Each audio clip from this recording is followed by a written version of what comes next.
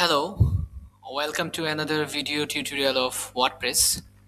Today we are going to see how can we add a beam effect in our WordPress website. To add this feature, we need two plugins, Marquee Addons and Marquee Addons Pro. I have installed both plugin in my WordPress website. So let's get started. How can we create this similar design and use this beam effect also in our web WordPress website? Let's get started. Okay, so currently I am in I have opened a page with Elementor page builder and I have added nothing. So just get new container here. So we have new container and we want to add, we need to add actually image in background. For example, we have choose this image and uh, make this min height 100 ph. So it's 100 ph and also just a text. So let's make it beam effect. Okay, so make it white and typography should be size 120 pixel, and yeah, it's all right. Okay, so let's make it,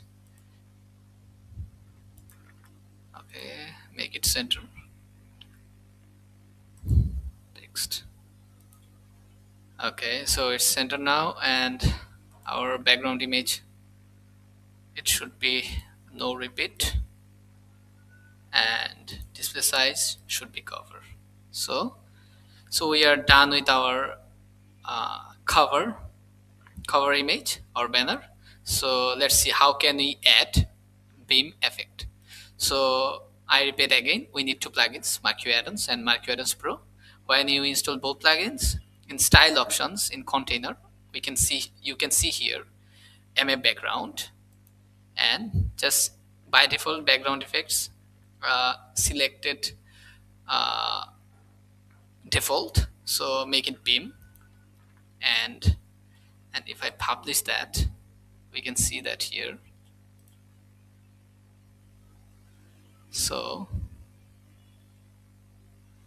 this is how beam effect works. So right now its color should be also, it should be white.